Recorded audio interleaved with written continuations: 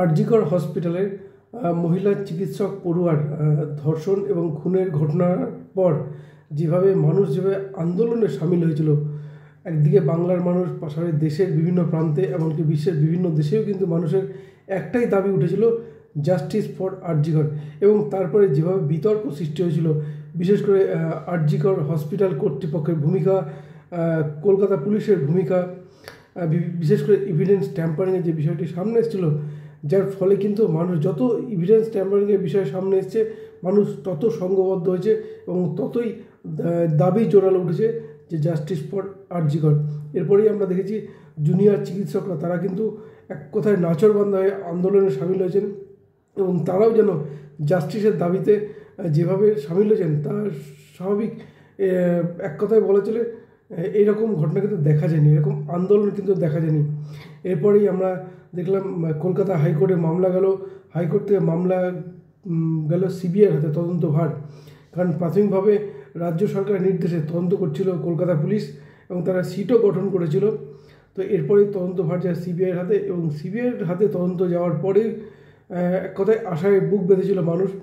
পাশাপাশি এই ঘটনা, আরজিকর হসপিটালের ঘটনা যেভাবে আন্তর্জাতিক রূপ পেয়েছিল, বিশেষ করে বিশ্বের বিভিন্ন দেশে যেভাবে দেশের আইন শৃঙ্খলা নিয়ে প্রশ্ন উঠছিল, ফলে স্বাভাবিকভাবেই দেশের সর্বোচ্চ আদালত অর্থাৎ সুপ্রিম কোর্টকে হস্তক্ষেপ করতেই হতো।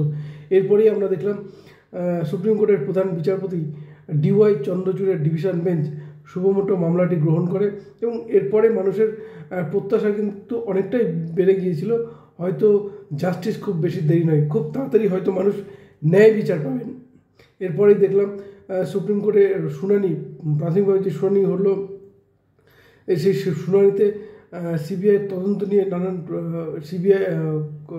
সুপ্রিম কোর্ট তদন্তের বেশ কিছু বিষয় সংগ্রহ করে। পাশে আমরা দেখলাম যে রাজ্য সরকার পক্ষ থেকে দাঁড়িয়েছিলেন দেশের অন্যতম সেরা আইনজীবী কপিল সিব্বল এবং বিষয়টি কোথাও যেন ঘুরে জুনিয়র ডাক্তারদের দিকে চলে যায়, অর্থাৎ জুনিয়র ডাক্তাররা যেভাবে কর্মবিরতি পালন করছে, তো বিষয়টা সেই দিকেই চলে আসে। যার ফলে কিন্তু আমরা দেখেছি জুনিয়র ডাক্তার ভার্সেস রাজ্য সরকার একটা চলছিল প্রক্রিয়া, কিন্তু এখানেই প্রশ্নটা উঠে আসছে তাহলে কি জাস্টিসটা কোথায়?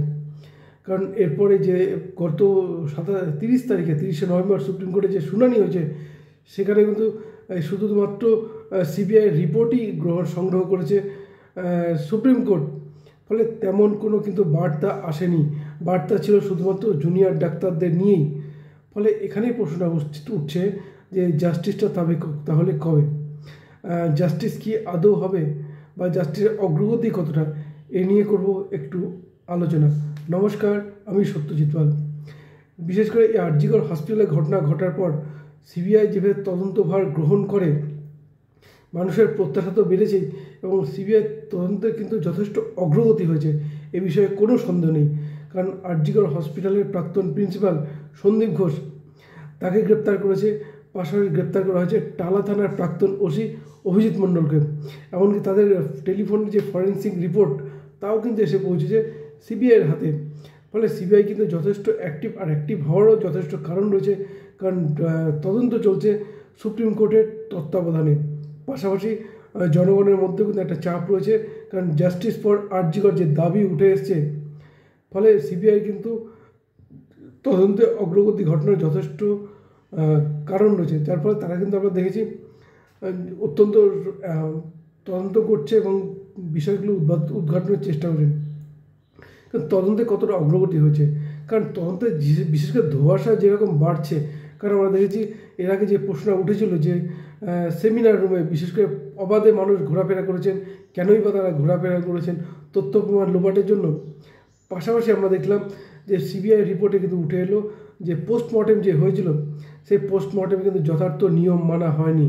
অর্থাৎ এই পোস্টমর্টেম ঘরে যেভাবে ডোমেদের যে ভূমিকা থাকে, অর্থাৎ দেহ সঠিকভাবে উল্টে দেওয়া বা মাথার চুল থেকে পায়ের নখ পর্যন্ত প্রত্যেকটি অঙ্গ প্রত্যঙ্গ কিন্তু রিপোর্ট তাদের কিন্তু পোস্টমর্টেমে সংগ্রহ থাকে, কিন্তু সেরকম কিন্তু তেমন কিছু ছিল না। অর্থাৎ এক কথায় বলা চলে দায় সারা কাজ কিন্তু হয়ে ওঠে।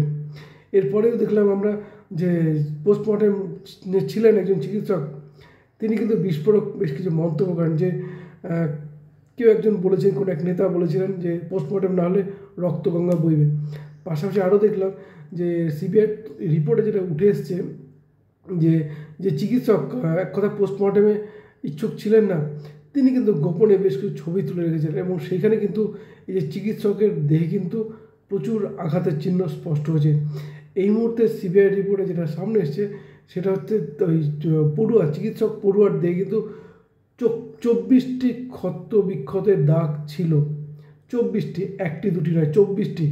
অর্থাৎ এই যে ক্ষত বিক্ষতের বিষয়টি সামনে এসে, তথ্য সামনে এসছে, এখানেই কিন্তু একটা ধোঁয়াশা তৈরি হয়েছে যে তাহলে কি যে ধর্ষণের যে ঘটনা, এই ঘটনা ধর্ষণের কথাটা কি শুধুমাত্র গুজব, এটা কি ছড়িয়ে দেওয়া হয়েছে? কারণ তাই কি শুধুমাত্র খুন করার জন্যই কি আঘাতগুলো করা হয়েছে, অর্থাৎ খুনের পরিকল্পনা কি আগে থেকেই ছিল? এই প্রশ্নটা এবারে উঠে আসছে, কারণ দেহে যেভাবে 24টি আঘাতের চিহ্নের তথ্য সামনে এসে, অর্থাৎ দেহের সামনের পোর্শনে প্রায় 15টি আঘাতের চিহ্ন রয়েছে, এমনই কিন্তু তদন্তে উঠে এসছে। পাশাপাশি পেছনের দিকেও হয়তো 9টি চিহ্ন, ক্ষতের চিহ্ন থাকতে পারে। অর্থাৎ যে ক্ষত বিক্ষতের চিহ্ন, এটা কিন্তু অত্যন্ত গুরুত্বপূর্ণ এবং এর ফলেই সামনে আসছে যে হয়তো এক কথায় বলে যেভাবে পিটুনিতে যেভাবে মারা হয় বা পিটুনির ফলে যেভাবে মানুষের মৃত্যু হয়, সেই তথ্যই কিন্তু এখানে সামনে এসছে যে এক কথা তাকে খুন করার জন্যেই কিন্তু তাকে এই আঘাতগুলো করা হয়েছে, এক কথা মারার জন্য। কিন্তু কেন এই চিকিৎসক পড়ুয়াকে খুন করার সিদ্ধান্তটা নিলেন আতাতুইরা বা যারা এর সঙ্গে জড়িত ছিলেন? কেনই বসে না?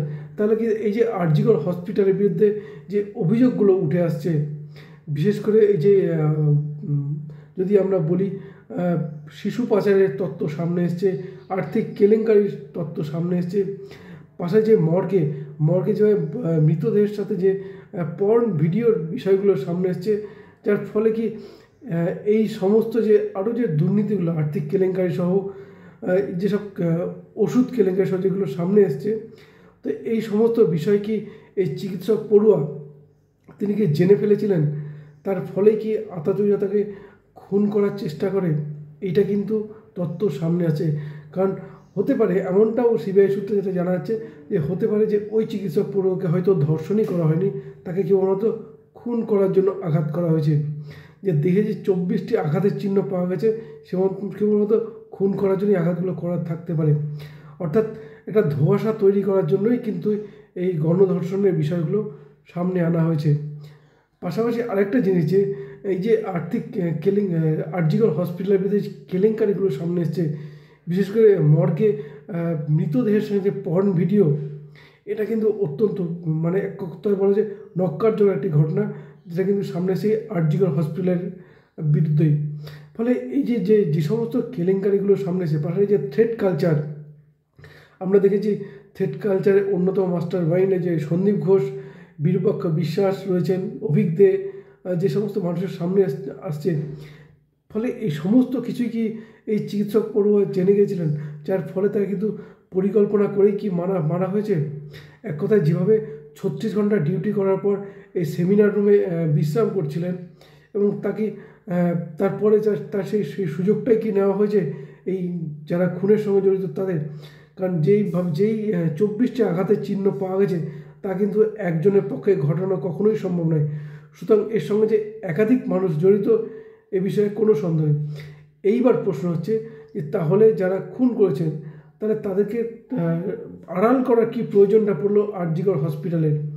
পাশাপাশি আরেকটা জিনিস, বা টালা থানার বা কলকাতা পুলিশেরই বা কী প্রয়োজন পড়লো এই ঘটনাটি আড়াল করার? সুতরাং এইখানেই কিন্তু প্রভাবশালী বিষয়টি সামনে আসছে। কারণ যেভাবে এই ঘটনাগুলি, যে শিশু পাচার সহ ওষুধ পাচার, এগুলো তো রয়েছে, আর্থিক কেলেঙ্কারি এগুলো তো রয়েছে, থ্রেট কালচার, মর্গে পর্ন এগুলো তো রয়েছে। ফলে এই সমস্ত কিছুই কি এই চিকিৎসক পড়ুয়া নখদর্পণে ছিল? তিনি কি জেনে গিয়েছিলেন? এমনকি এগুলো কি পাবলিক ফোরামে আসার ভয় কি করছিলেন এই আতাতুইরা, যার ফলে কি তাকে এভাবে খুন হতে হলো? এইটা কিন্তু অত্যন্ত গুরুত্বপূর্ণ। এখন সিবিআই তদন্ত করছে, সিবিআই তদন্তে আরও যে বিষয়গুলো সামনে এসছে, বিশেষ করে হতে পারে যে এই চিকিৎসক পড়ুয়াকে অন্য কোথাও খুন করা হয়েছিল এবং তারপর তাকে সেমিনার রুমে নিয়ে আসা হয়। কারণ যেখানে তার মৃতদেহ পড়েছিল ঠিক পাশেই সুন্দরভাবে সাজানো ছিল ল্যাপটপ, সুন্দরভাবে সাজানো ছিল ভাঙা চশমা, মোবাইল সহ একাধিক জিনিস, ডায়েরি। ফলে একটা অত্যন্ত গুরুত্বপূর্ণ যে যদি সেখানে যদি ওই সেমিনার রুমেই যদি তাকে যদি খুন করা হয়, তাহলে জিনিসগুলো তো ওলটপালট হয়ে থাকতে পারতো। জিনিসগুলো এত সুন্দর করে সাজানো থাকলো কেন? অর্থাৎ তাকে কি অন্য কোথাও খুন করে এখানে নিয়ে এসে রাখা হয়েছে, সেমিনার রুমে নিয়ে এসে রাখা হয়েছে, এবং এরপরেই কি চশমা, ল্যাপটপ, ডায়েরি এগুলো সাজিয়ে রাখা হয়েছে? এইটাকে তথ্য কিন্তু সামনে আসছে। ফলে অত্যন্ত গুরুত্বপূর্ণ হতে চলেছে এই আরজিকর হসপিটাল, যার ফলে কিন্তু সিবিআই অত্যন্ত অ্যাক্টিভভাবে তদন্ত করছে। এখন দেখা যাক আগামী দিনে কোন প্রভাবশালী সামনে আসে। অর্থাৎ যে বিষয়গুলো সামনে এসছে, যে তাকে যে খুন করা, যে জড়িত যারা, তাদেরই বা কতটা প্রভাব, যার ফলে আরজিকর হসপিটালের কর্তৃপক্ষকে তার বাড়িতে ফোন করে জানানো হলো মেয়ে অসুস্থ, দ্বিতীয়বার ফোন করে জানালো মেয়ে আইসিইউতে রয়েছে এবং এমার্জেন্সিতে রয়েছে, এবং তৃতীয়বার জানালো মেয়ে আত্মহত্যা করেছে। পাশাপাশি টালা থানার তাদেরই বা কী প্রয়োজনটা পড়লো যে তথ্য প্রমাণ লোপাটের। পাশাপাশি যে সেমিনার রুমে যেখানে দেহ ছিল, সেখানে অবাধে এত মানুষ কীভাবে ঘোরাফেরা করলো, এই তথ্যই কিন্তু সামনে আসে। বিশেষ করে এরপরেও কলকাতা পুলিশ কমিশনার বিনীত গোয়েল সহ যিনি ইন্দিরা মুখার্জি, তারা যেভাবে সাফাই দিলেন, বা তাদেরই বা এইভাবে সাফাই দেওয়ার প্রয়োজনটা কী পড়ল? তাহলে কি কোনো উপর মহলের নির্দেশে কি খুনের পরিকল্পনা আগে থেকেই ছিল, এবং 36 ঘন্টা ডিউটি করার পর সেদিনই কি এই বিষয়টি ঘটলো? এটাই কিন্তু সবচেয়ে গুরুত্বপূর্ণ প্রশ্ন। এখন দেখা যাক, সিবিআই তদন্ত করছে, মামলা সুপ্রিম কোর্টে বিচারাধীন। এখন কী তথ্য সামনে আসে, বা কোন প্রভাবশালী সামনে আসে, বা এই ঘটনায় কারা কারা জড়িত সামনে আসে, সেদিকে আমাদের নজর থাকবে। নজর রাখুন আপনারাও।